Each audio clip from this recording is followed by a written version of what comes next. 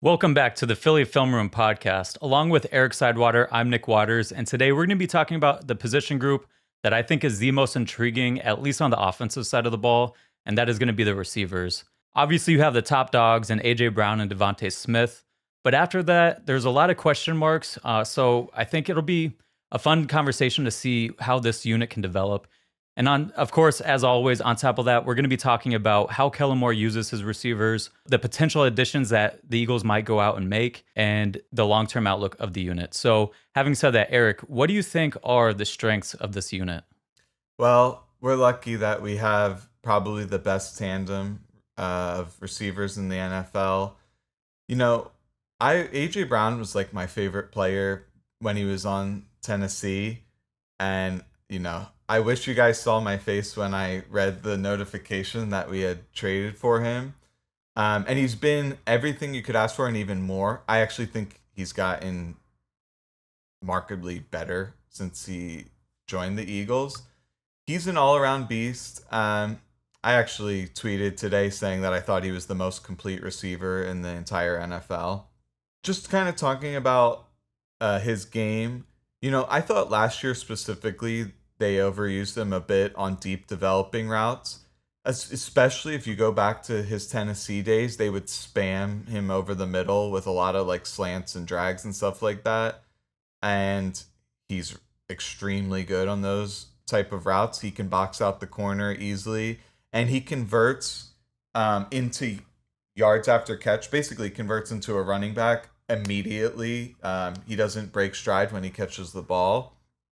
I would like to see them use him more in next season on some of those underneath over the middle routes. And he can take those bumps and bruises because he's probably 225. They used him almost exclusively on the outside. I thought this was a real missed opportunity. I thought he should have been used in the slot more. It's just much more difficult to guard. You give the opportunity for the two-way go. We talked about it ad nauseum that the Eagles struggled against 6 and 7 man pressures. And one of the answers to that was going to A.J. Brown deep over the top. But teams kind of anticipated that and were able to neutralize those plays often. But if you run those kind of routes from the slot, you have a much better chance of success because you can kind of shave it off to the inside or leak to the outside, and there's still a lot of room there. Their slot fades against pressure ended up going to like Quez Watkins, which was not ideal. He can be a devastating blocker at times. I will say there was definitely a lot of reps on film where I was disappointed with the blocking because I know he's capable of destroying probably, let's call it 90% of defensive backs. And I don't necessarily think it was like he wasn't determined or had bad technique. A lot of times I saw that the Eagles just detail on their screen designs and the execution was very poor. Bad angles where it was thrown, bad timing. The guy catching the screen wasn't in the right spot. And this led to like some whiffed blocks. But, if you can get him isolated with a smaller corner, he should be able to win that often. One other thing is this special trait he has is his yak ability on hitch routes. He'll catch it, with his back to the defense, and he can just whip and turn to either direction, and the cornerbacks just have no chance at all. In 22, you saw this fairly often. They would hit him, maybe like a 5 to 7 yard route, and then the DB's coming to tackle him, and he just quick scoots outside. I thought they didn't use that quite as much in 23. And you're always going to be worried about him running, longer developing routes. So often those hitch routes are easy pitches and catches. And throughout his entire career, Kellen Moore has used a lot of hitch routes. So I expect that to continue. And then just to touch on Devontae Smith, a lot of people call him a 1A. I mean, it's probably, I think he's better suited as a two, but he did show out in that playoff game with when Brown was out. Something I note about him, I think he might be the best at high pointing the ball of any receiver I've seen. Even though, he's not 6'5" like Drake London, but his ability to climb the ladder, even in traffic, is unbelievable. Um, he's incredible at tracking the deep ball. Specifically, he loses no speed at all. That's a unique trait. There's a lot of receivers, the second they turn to locate the ball, their speed dramatically decreases. Extremely fluid route runner. Um, Sometimes these slender receivers, you're worried about the injury risk, but I've always thought this about him, that he has a high center of gravity with this very wiry frame and an extremely slender lower body. So if he gets hit, it's kind of like his legs just get knocked out from underneath him. He's not taking giant blows very often. And so I actually am very bullish on his injury likelihood. I think he can avoid major injury pretty, even though he's more of a slender build. The thing about his center of gravity, though, is I think it makes his yak ability not that great. He'll play with like a high pad level, and then when he gets wrapped up, he's just stood straight up and could get driven into the ground and never falling forward. But you're not going to get everything from every receiver. Matt Harmon, who does reception perception, he charts like 8 games from like all the top receivers, every single route they ran. And Devontae Smith's success rate on comebacks and out routes was pretty much like 99th percentile, as good as anyone in the NFL. But his frequency was not that high. So I was just thinking, like, I would want to have him run more of those routes. He's pretty much unguardable on comebacks and those like quick speed outs. And from what it's worth, I think Kellen Moore likes to run more underneath and quick hitting routes than Sirianni did previously.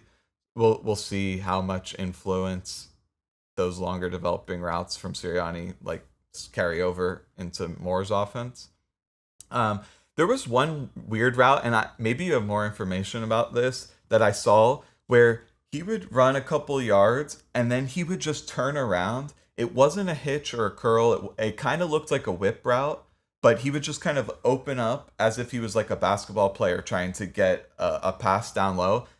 I thought it was horrible. They never got open, but they targeted it a couple times. So I'd like to see that extinguished from the playbook.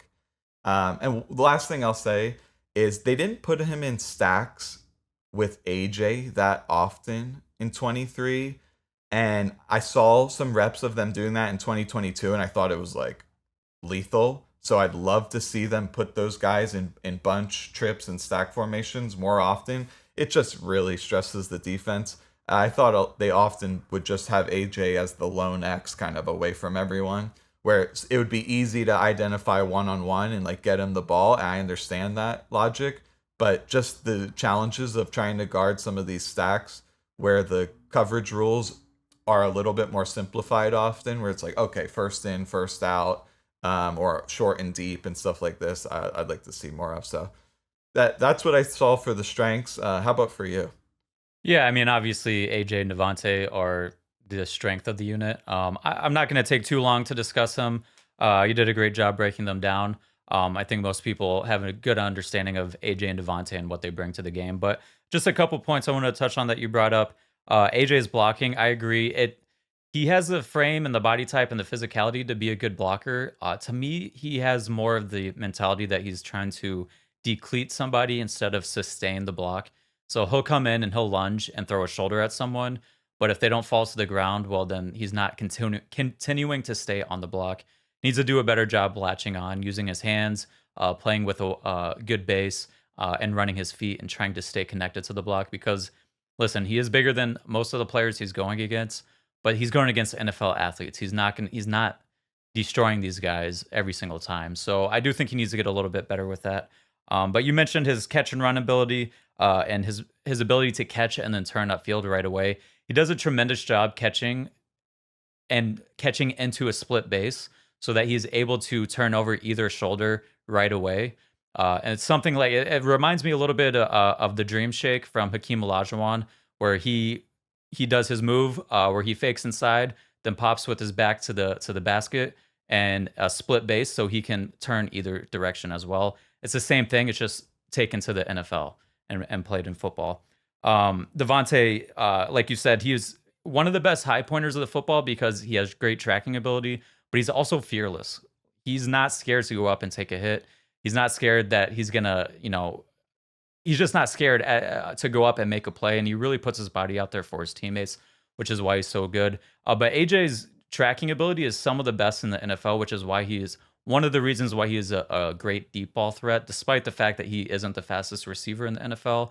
His physicality to not get pushed off the line when he's tracking a ball down the field is something that is really useful. As much as people think being a good deep threat is reliant on being really fast, half these balls get underthrown, or you have to slow down to kind of put your body in position to keep the defender away, keep your body between the defender and the ball. So you're gonna have situations where you're jostling for position. AJ has a strength to not get pushed off his line, like other people. Unlike other people, Devontae has this issue a bit in that because he is a little bit smaller, there are times where he can get bumped off his line as the route develops down the field. But AJ, he's so good at tracking the ball, and this is a theory that I've had in my head. So many football players are told in the offseason to go, they play basketball in the winter, and then in the springtime, they go and run track. But you look at who the best deep ball trackers are in the league and throughout history, a lot of those guys were center fielders in baseball. AJ got drafted to play in the MLB by the Padres. He was a center fielder. All the scouts said if he wanted to be a pro baseball player, he would have been one of the best. You look at Deshaun Jackson, same thing. He was a center fielder, very good at that. The amount of reps that you get tracking fly balls versus how many reps you get tracking down deep passes in practice is incomparable. Just throughout practice, you play more games in baseball, you have more practices, you have more time to work on that stuff. So I think that's a huge reason why you see him so good at tracking deep balls, as opposed to a lot of these guys that run 4.3s. They're just running as fast as they can to get to a spot and not even realizing where the ball is going to end up at. So that's a skill that I think he's really developed. Real quick, Golden Tate was another one who was a center fielder, and he was a good deep ball tracker. Yeah, listen, whenever I have kids, if they end up playing football, if they're of the body type to be a receiver, that's what I'm going to tell them to do. Go and play baseball. But we'll see. But in addition to that, I want to touch on another strength that I think this unit has. I think they have a good amount of gadget guys, which is, I'd like to say the strength of this unit was depth, or, we could say something a little bit better about the unit outside of AJ and Devontae. But if you look at who they have on the team in terms of Paris Campbell, in terms of Anaya Smith, in terms of John Ross, their athletic ability, their ability to make plays with the ball after the catch, and to play in space, that's an important role in Kellen Moore's offense, especially with how much jet sweeps, how much orbit motions that they use. It's an important role that someone will need to fill. If you think about previous years of Kellen Moore's tenure, Kevontae Turpin filled this role for the Cowboys. A little less known for most people is Darius Davis. He filled this role for the Chargers last year, but he was another highly athletic guy as well. So I think they have a good amount of gadget guys that can add to their that they can kind of fit into that role. Now, as we get into the weaknesses, I do think the weakness of this unit is depth. I think there's no hiding that. I think Paris Campbell's a longtime veteran, but he's been hurt for most of his career, and over the past 2 years, when he has gotten to play more snaps, he's just been okay. He hasn't been a world beater. He hasn't been a guy to write home about. So a little bit of concern there. John Ross, I know everyone loves his speed, but there's some, I'll pull up some of the numbers for John Ross. If people hated Quez Watkins for his drops and his ability to go and track down balls, I don't think they're going to be too much happier with John Ross. So if you look at John Ross, he did make a number of plays in the 2 years. His second and third years, he really got to play a bit for the Bengals, but after that, he really didn't get to play too much more for really any team, and he's hasn't played in a game since 2021, so that's a red flag right there. But Quez Watkins' career stats: completion percentage of 68.5 when targeted, his drop rate 3.0%. John Ross had a career completion percentage of 44.9% and a drop rate of 18.4%. If he doesn't improve that, he's going to get run out of Philly. We know how ruthless these fans can be. We saw this with Nelson Aguilar. We saw this with Quez Watkins. Even the fact that Rager. Rager. I mean, even has a career drop rate of 3%. That is insanely low, and people still hated him for a number of reasons, saying he can't catch. Of the things he had issues with, catching the football wasn't actually one of them. Tracking it, finishing his routes were issues. But again, he had a much higher completion percentage when targeted than John Ross. Ross was third lowest in 2019 and lowest completion percentage in 2018 among all receivers that had at least 50 targets. It's just going to be hard for me to, you love this speed, but it's just, he hasn't been able to put it all together and become a impact football player. So we do have some issues with depth. I think this really becomes an issue if one of AJ or Devontae were to go down for extended period of time. You really want someone that can come in and step up and get 6 to 8 targets a game. I don't know if they have a receiver that's going to come in and do that for you and do a good job of that. Now, the rest of their roster, I think, is built where they can lean into other areas, like playing Goddard more or targeting Goddard more, leaning into Saquon Barkley in the passing game, and just in the run game in general, if we were to have an unfortunate injury to one of those guys. And on top of that, I don't know if they have a real field stretcher. Again, I mentioned John Ross. He has the speed, but does he have the ability to do that? Paris Campbell has been pretty much an underneath threat for the past 2 seasons, and the seasons when he's really gotten the most work. His average depth of target last year was 3.0. I think the year before that was 6.5. 6.5. ADOT was the 6th lowest among receivers in 2022 that had at least 50 targets. And then Ainias Smith, I like as a player, but again, he's not a field stretcher. He's an underneath player. Johnny Wilson, he has the size to be a deep threat, not necessarily the speed, but as we talked about with AJ, you don't have to be a super fast guy to be a deep threat, so we can see how that develops. But Eric, I don't know what you thought about the weaknesses of the unit. Yeah, I mean, I think it's a poor group after the top 2. But I did note that it may be okay since Jalen doesn't target his number 3 anyway. Now, that said, you make a good point about a field stretcher. It's like the Steph Curry effect. Even if they're not getting targeted, they still have an effect. Now the safeties have to get 5 yards more depth because there's a burner who could have a 1-play touchdown. That opens up the dig for AJ Brown or the speed out for Smith, whatever it may be. One thing I would note, I think, obviously you can't just replace star receivers, but I think Campbell and Smith could tag team to, be 75% of Devontae. Maybe that's probably still too much, but you don't have anything remotely close to AJ. You're not trotting Johnny Wilson out there and thinking you're getting an X receiver production out of him in year 1. It's one of those things where it's like, okay, yeah, you're never going to replace a superstar, but we saw what happened against Tampa. They had nothing once Brown wasn't there. That's why we talked about it in the tight end episode. We invite multi-tight end sets because of this exact issue. If Okuwebunam is out there with Goddard, that's probably better than what the third receiver often, because you still maintain the threat of the run and some, like tight end screens and stuff like this. That being said, we both were big fans of Ainias Smith coming out. Now, I started to get a little bit more concerned about the injury he had in the draft process. It was described as like shin splints. He didn't run quite as fast as a 40. Then you don't hear about him in OTAs. So I'm just hoping when training camp starts, we start to hear like, oh, Ainias Smith popped here. Like maybe he could win the return job. Maybe he's more of a dynamic slot threat year 1 than we anticipated. I'm just hoping for that. I think he could easily win the wide receiver 3 job if he showed he's the player that he was like in his prime in college. Paris Campbell, I went back and watched the year he had like 600 odd yards with the Colts, and he looked pretty solid. Like a lot of crossing routes.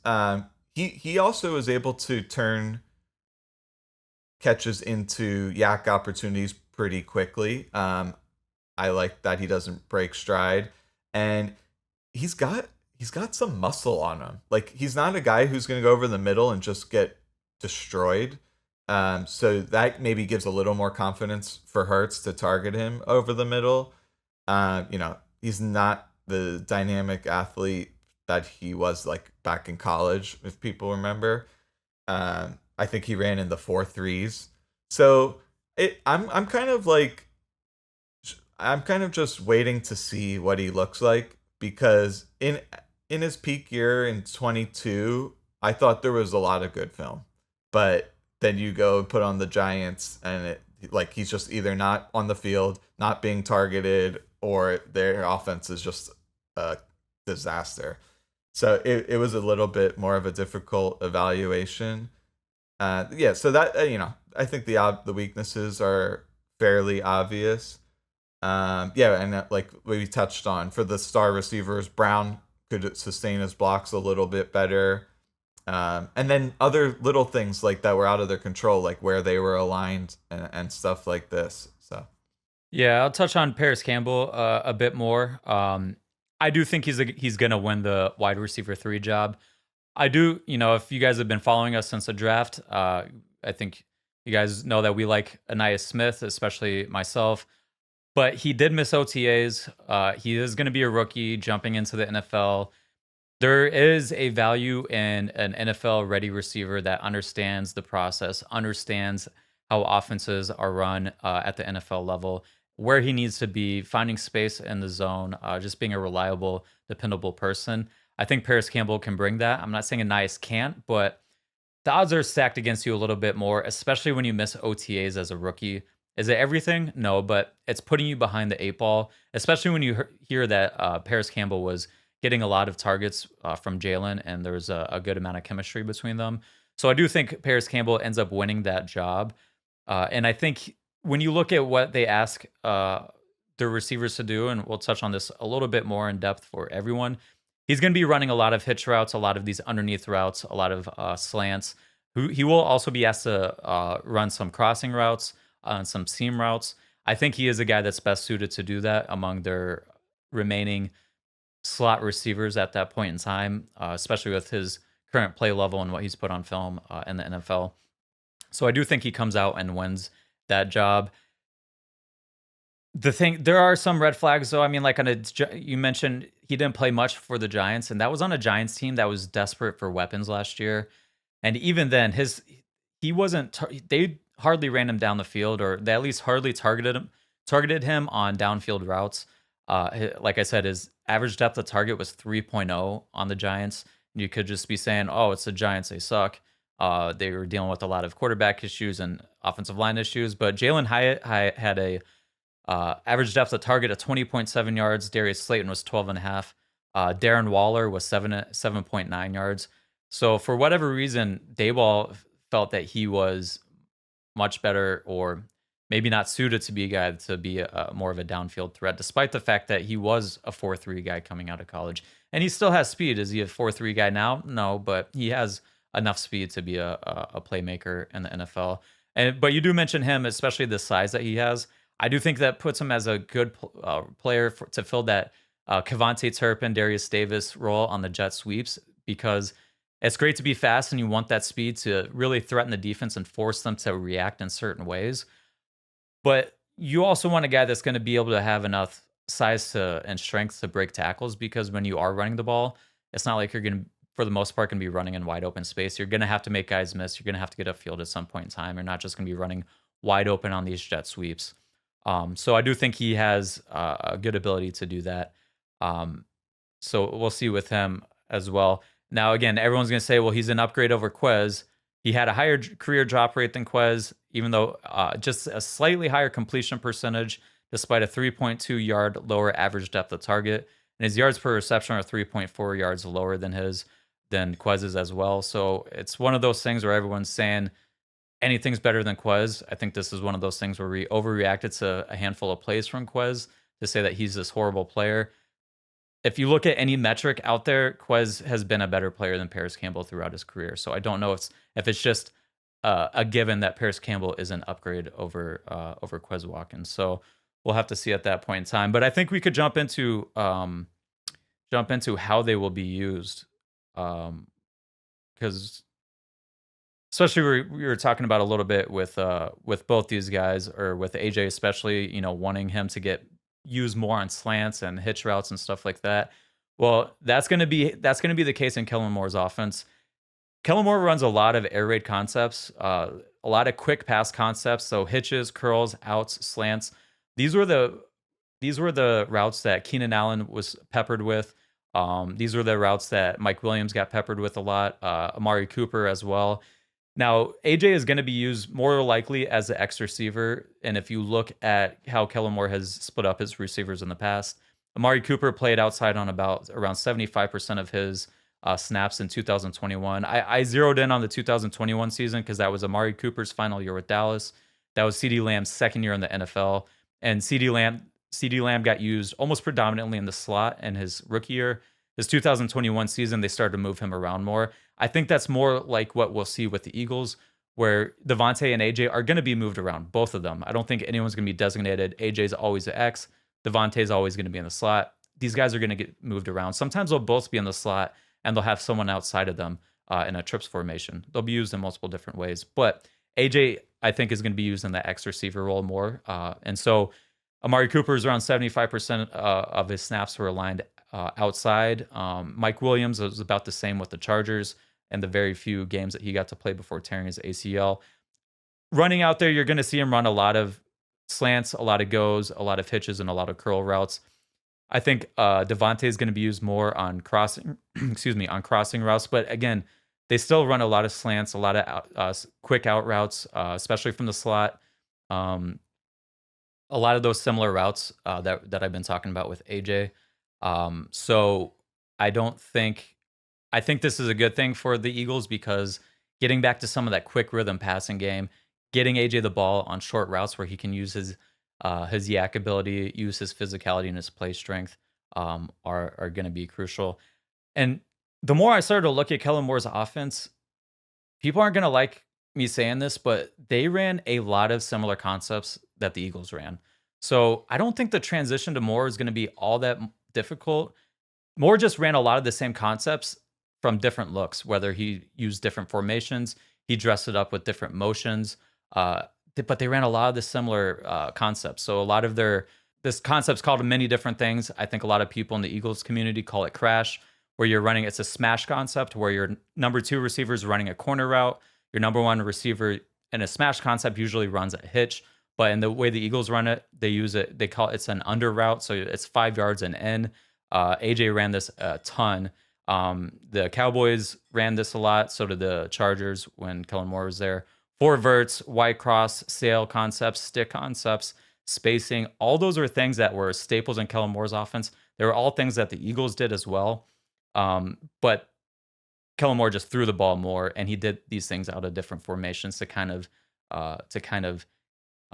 dress it up and not just be so obvious with everything that they were doing, unlike the Eagles last year.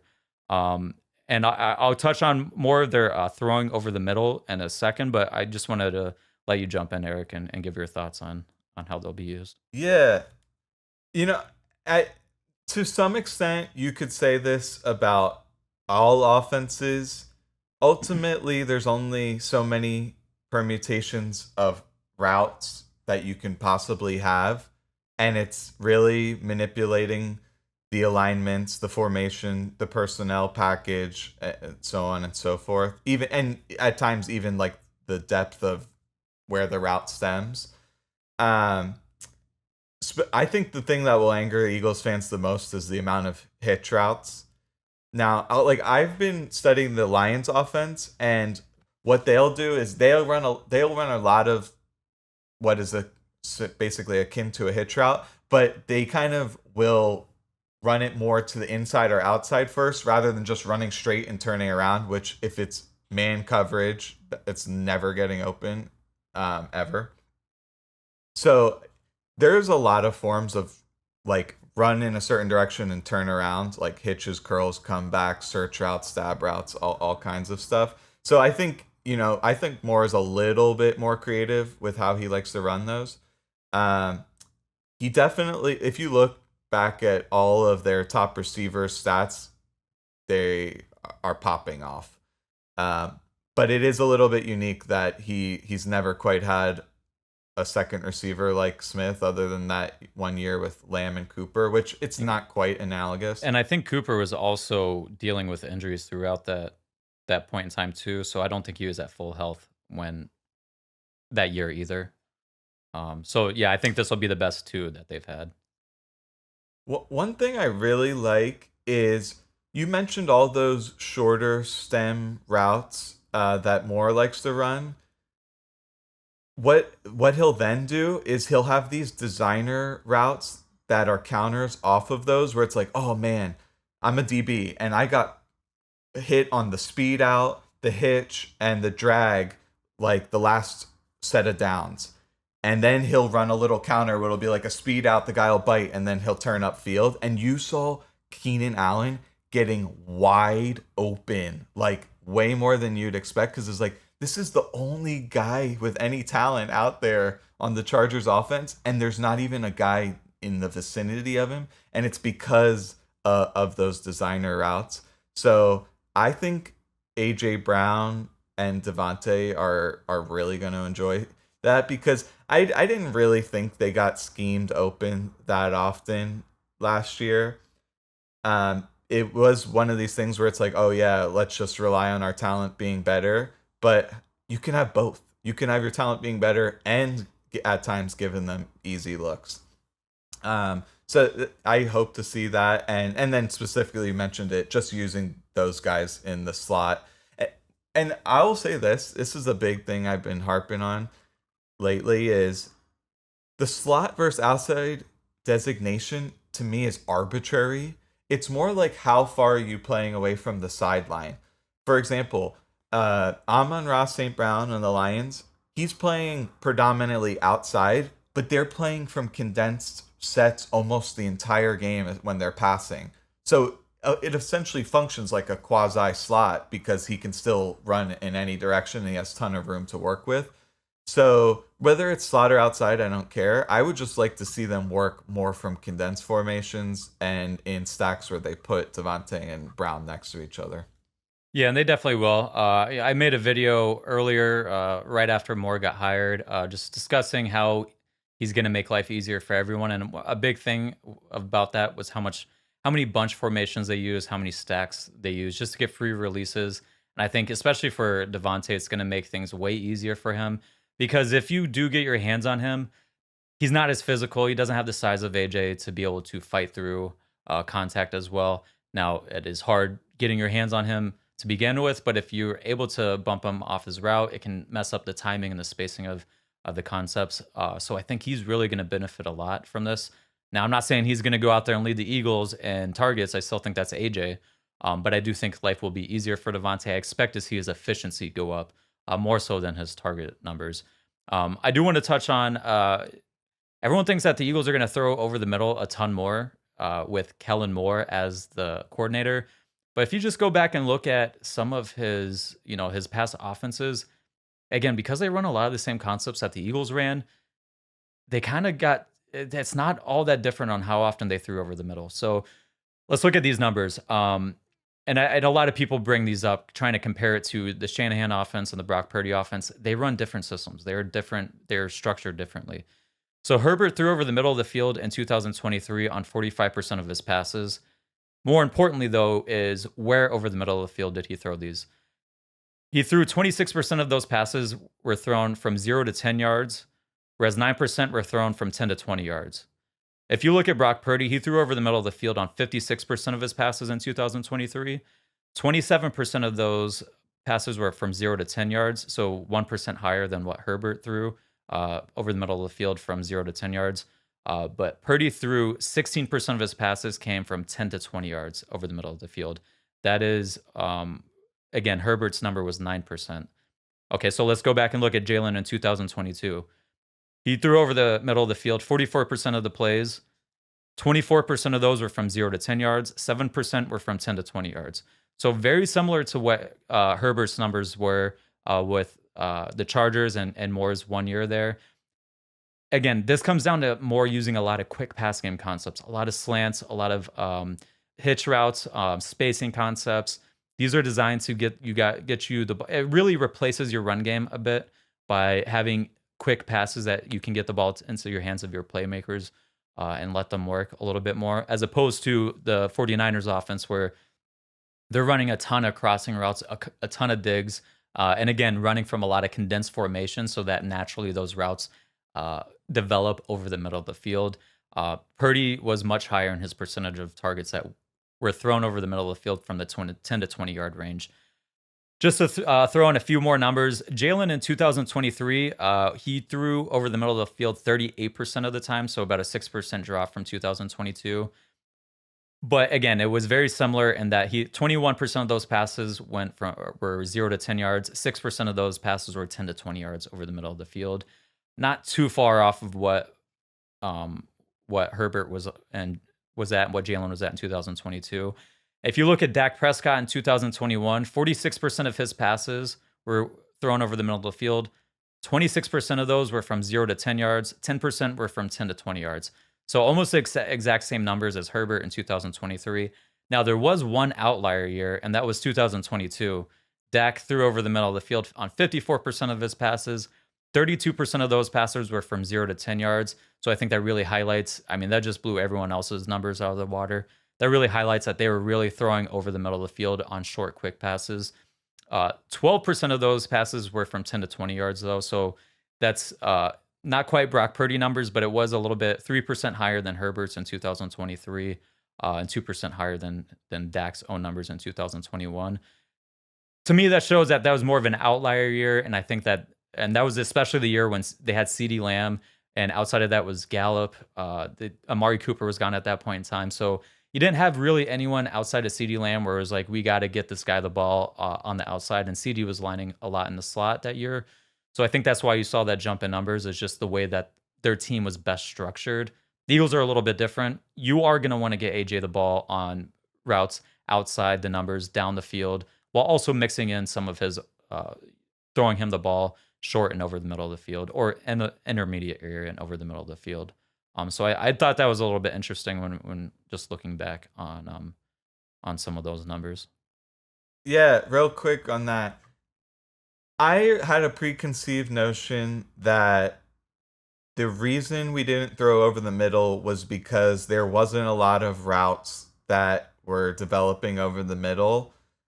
And compared to the rest of the league, I would say they were marginally below average in the amount of routes that developed over the middle of the field. Now, unless you're literally watching tons of film on every offense, it's hard to really assess where they fall in the pack.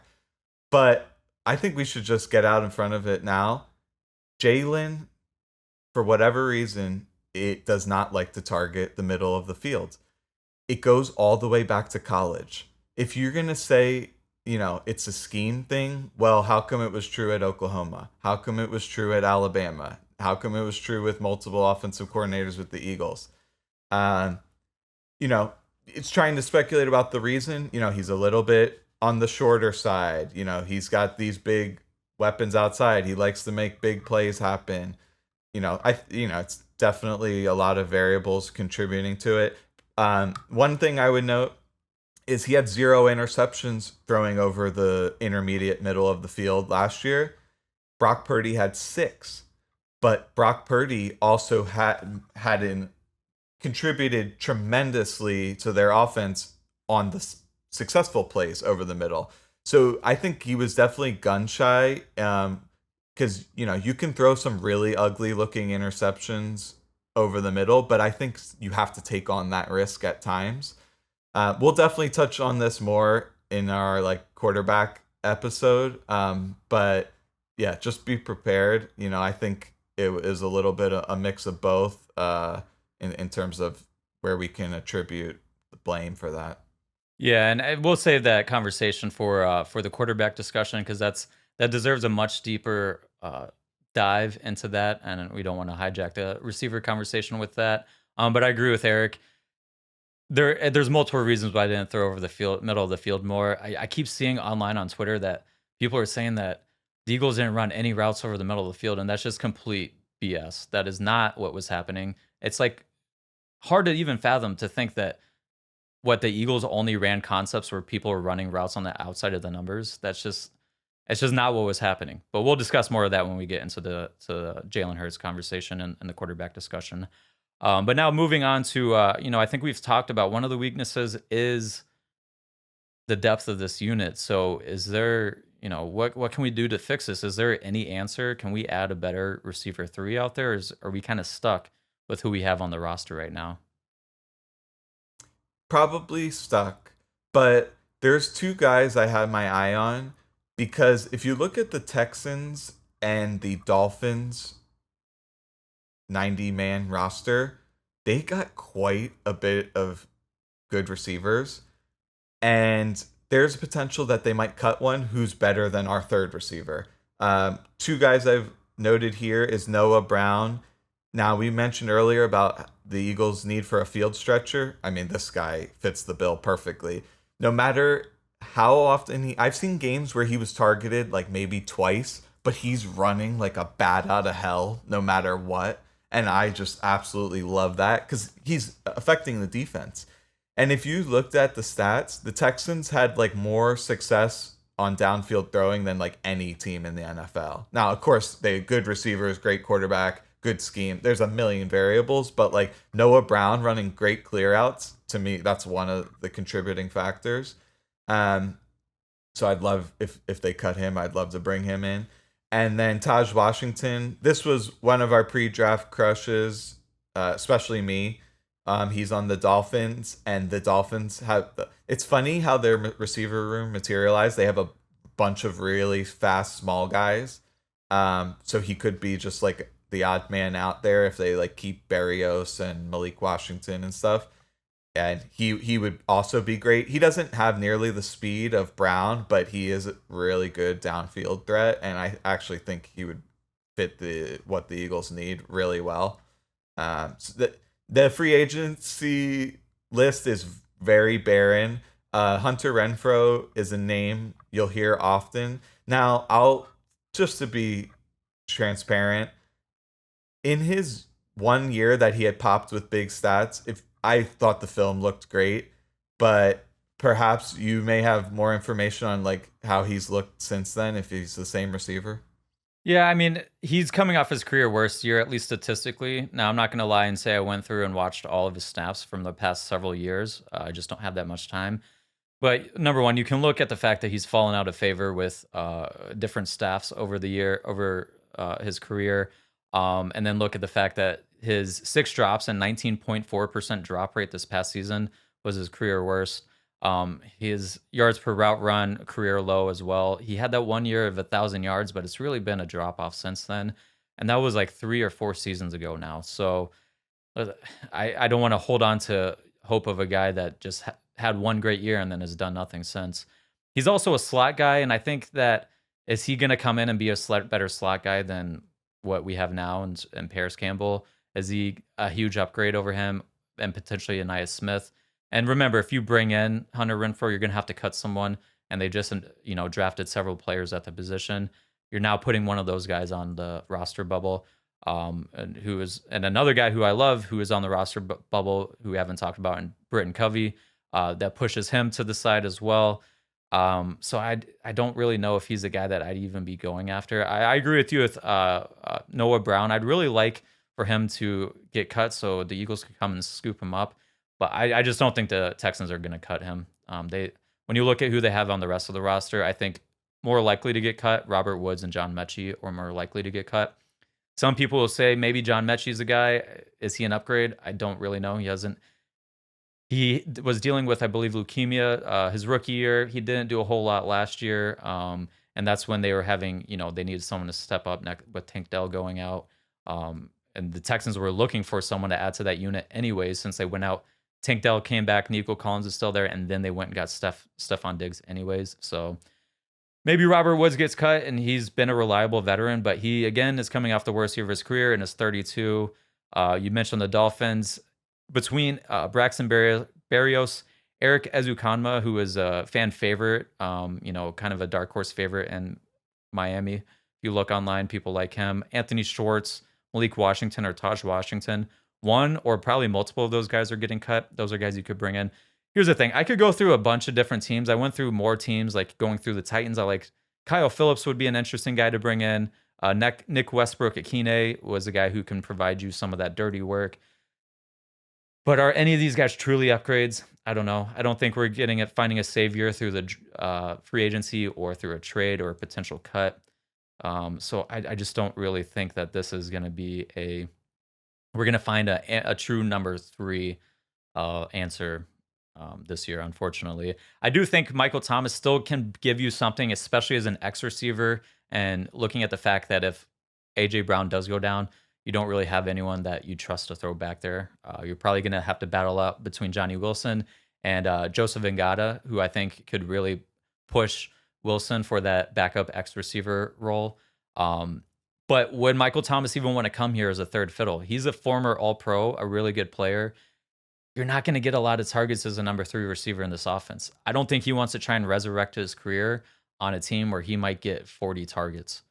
If I was just looking at how the Eagles' offense is structured, looking at how Jalen is as a type of player where he's more of 1-2 and then scramble and trying to extend plays as opposed to going through all of his progressions.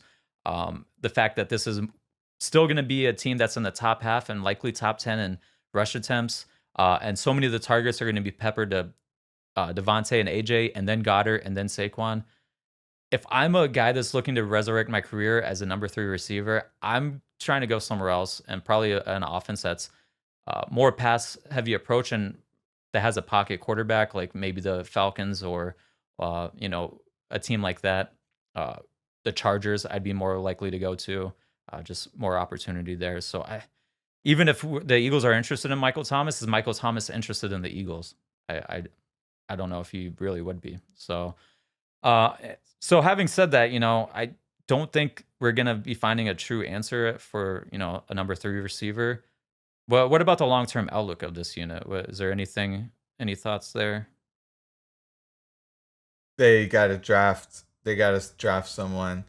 I would want them to draft probably an X receiver.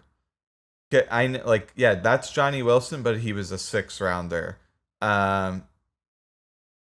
Because you want a contingency plan for Brown, obviously, and the other thing is, just when I say X receiver, I'm using that as a euphemism for like a big, strong guy, probably who can win against press.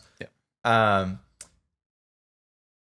One thing I said is, like, if the third receiver is not going to get targeted that much anyway, you want him to be like a really good blocker, because then they can start to matter on more plays, or a field stretcher, which is the same. It's the same thing. You're affecting the play even when you're not targeted. That's one of my problems with Campbell is, to me, he's not an elite blocker and he's not an elite field stretcher. So when he's not targeted, his impact is minimal. Smith, he's a gadget player to me who has upside as like a slot who can find holes in zones and have really good yak. Because once he gets the ball, he's like a running back. There's definitely room on the offense for gadget guys like that. So yeah, I would just want to either draft an X receiver higher than the 6th round, or a field stretcher, even if they're not super skilled.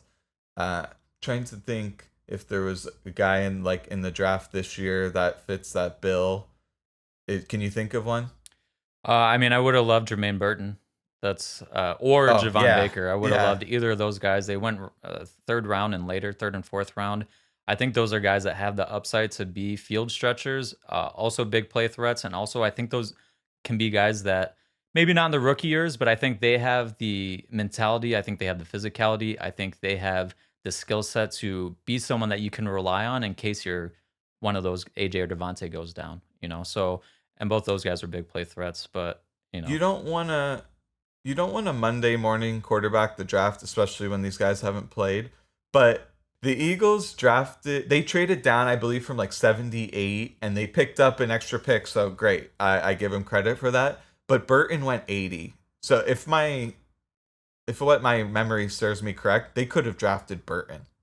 Now I'm all but guaranteeing he was like off their draft board for character concerns because the talent was just blatantly obvious. That's why I can speculate to that. Yes, he would have been incredible. So I'm interested to see what he'll do on Cincinnati. So yeah, I think if at this rate, if you're signing a good third receiver, sometimes they cost 8-10 mil. So I don't see that in the cards. yeah. That's why they probably got to invest in the draft, probably top 4 rounds Yeah, next year. yeah, and it's almost like a draft strategy thing now because of how much receivers cost in free agency. I mean, I think Darnell Mooney got like $11 million. Curtis Samuel's been around that $11 million a year range, as well as a number three receiver. It's like Saquon Barkley is what on average not $12 million a year. Now I know the Eagles structure his contract differently, but the average value of his contract is $12 million a year. That's completely different talent levels, so it's like the position of scarcity or how much money it costs to sign these receivers in free agency makes it where it's like you need to continue taking shots at these guys in the draft year after year because you're you're gonna need these guys to hit and fill in specific roles, especially if like listen, we've been super lucky with injury for the most part with AJ and Devontae, but that's not going to continue forever. Most likely not. So one of these guys is odds are one of them are going to get hurt at some point in time, and you want someone that has a talent to fill in and provide good play for you. I hear what you're saying on the type of roles. And that I understand filling certain types of roles, and most players have a general archetype, and you want them to be really good at certain things.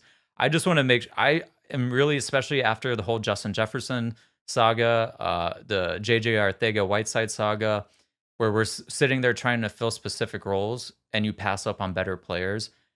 Just draft the best receiver that's available. Even if he's a really good slot receiver, okay, that's fine. He'll figure out a way to make it work.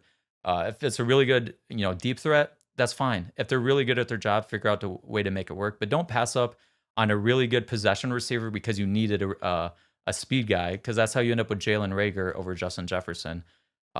So it's just draft the best player that is available at that point in time, which I know is easier said than done.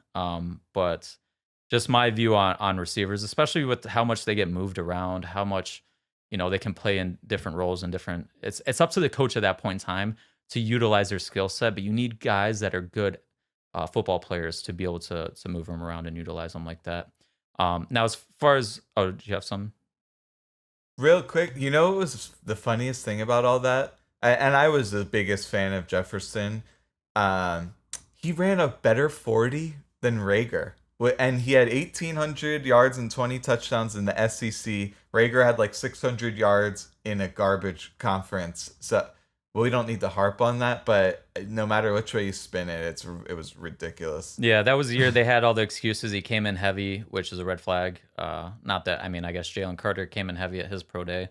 But he came in heavy and then ran a 4.4, and then at his pro day, all of a sudden he ran a 4.2. So it's just one of those. He had that punt return ability, somewhat in college. A lot of people blamed his quarterback play on why he didn't make more plays in college. That's it. Yeah, like you said, that's a different discussion. But anyway, long-term outlook, AJ and Devontae are locked up for the foreseeable future. Anais Smith and Johnny Wilson on rookie contracts, so they should be around. But like you said, still look to upgrade receiver 3. But for all the things we've mentioned already, I don't expect a big 2025 free agent additions. They've already got so much money tied up to the position anyways. I don't think they're going to go out there and spend big at receiver 3, especially if they're not going to get a ton of targets anyways. So continue to take shots in the draft. even if it is a second round pick, I would think that would be worth it. Just what obviously the draft board is dependent on what's available, but I wouldn't be opposed to taking a receiver in the second round of next year's draft if it fell the right way for them.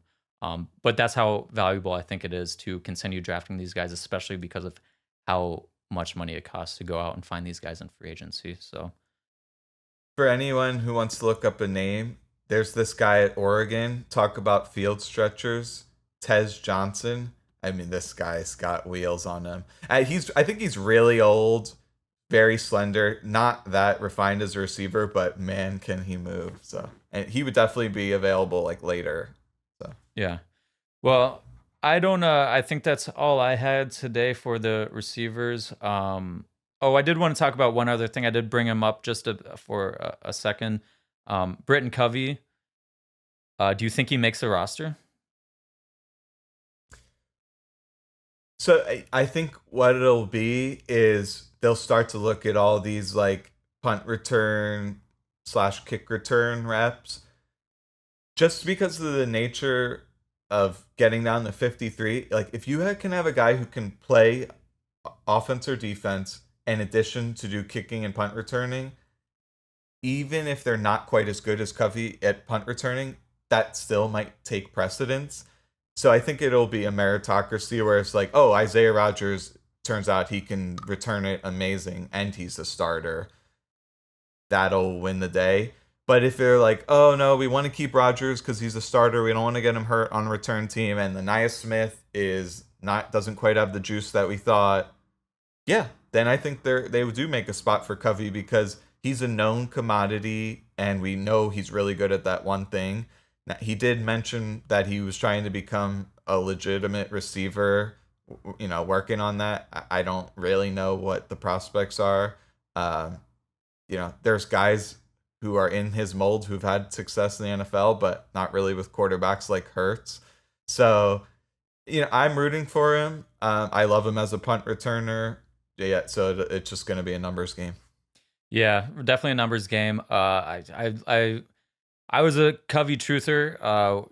After his first year, a lot of people were hating on him. But all the metrics, all the numbers show that he, especially the second half of the year, he was one of the better punt returners in the NFL. People were just looking at him because he was white and slow, that he wasn't going to be any good. Again, football is more than just being the fastest player on the field. If that were the case, Jalen Reagor would have been a much better punt returner, but the guy can't even field a punt, so it didn't really matter. This is what sold me on Britton Covey. I'm going to link this video in the description on YouTube. But there was a video after he was UDFA for the Eagles, after the Eagles picked him up. I was going through and looking at some of the guys they had on the team, and there was like a 20-minute video of Britton Covey breaking down his punt returns. These were clips that he was asked to put together to show NFL teams why he should be on an NFL roster, and he's going through and breaking them down. And there's a lot of insights in there, and a lot of things that you just don't even think about, like the punt returners have to process and understand. And that's when you start to realize there's athletes returning punts, and then there's professional punt returners. And Britton Covey is a professional punt returner. So I'll link that in the description. There is some banter back and forth. So sometimes it's not all just the X's and O's, but I'd say stick with that 20-minute video. There's a lot of insights to take from it. And I think Covey will end up being a special teams coach in the NFL or at some level after he is done playing. So we have that. Now, as far as does he make the roster? I think that really is dependent. And when I say makes the roster, I'm talking about the initial 53 cut down. So I think that's really dependent on how many receivers they keep on the roster. If they keep 5 on the initial cut down, I think it's AJ Devontae, Paris Campbell, Ania Smith, and I think Johnny Wilson. If they keep 6, then I think it's a battle between probably John Ross and Covey. But things that work against Covey is that they did bring in Cooper DeJean and Ania Smith, who are punt returners in their own right.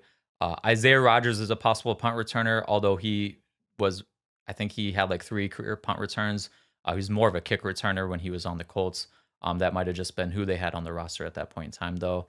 But also, injuries could play a part in the roster gymnastics. You might have some guys who might have to go on the 4-week injured reserve to start the year. That might open up a spot for him on the roster, the initial cut down. But he might be just like what happened the past 2 years where he's cut initially and then brought back on the practice squad. and then elevate it on game days. And then from there, you can kind of figure it out as the rest of the season goes on. Um, but I will be a little sad if Covey isn't on the team. I thought he was a fun story, underdog to root for.